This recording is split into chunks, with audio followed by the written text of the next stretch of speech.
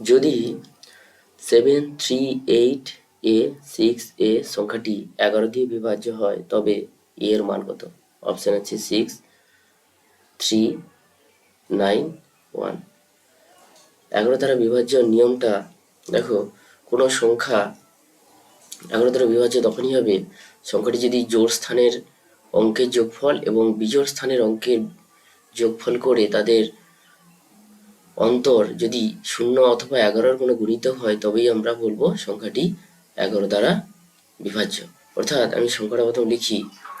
আমাদের সংখ্যাটা দেওয়া আছে কত?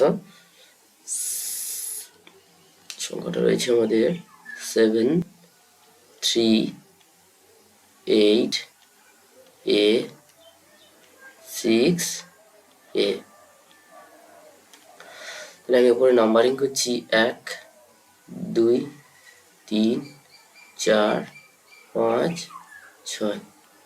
আমাদের এখানে বিজোড় স্থানে রয়েছে কারা কারা? বিজোড় স্থানে রয়েছে 7, 8, 6। ঠিক আছে, এগুলো হচ্ছে বিজোড় স্থানে রয়েছে। 1, 3, 5 এগুলো বিজোড় সংখ্যা, তাই বিজোড় স্থানের অঙ্কগুলো হচ্ছে 7, 8, 6। তাহলে এদের যোগফল হবে 7 যুক্ত 8 যুক্ত 6। এদের যোগফল পরে হচ্ছে কত? 15। 7 আর 8 15, 6 21।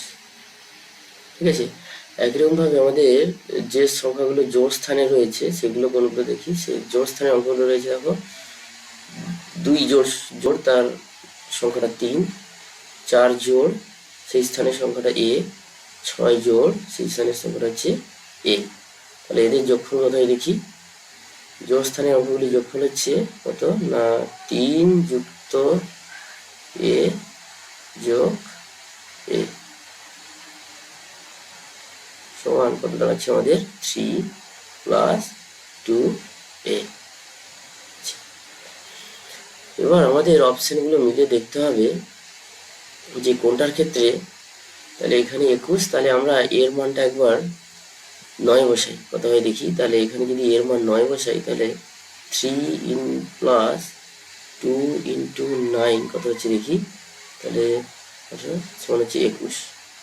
তাহলে আমাদের দেখো বিজোড় স্থানীয় অঙ্কগুলি যোগফল হচ্ছে 21 আর জোড় স্থানের অঙ্কগুলো যোগফল এর মান 9 বসাতে হচ্ছে 21। তাহলে এদের বিয়োগফল হচ্ছে 21 মাইনাস 21 সমান কত হচ্ছে 0।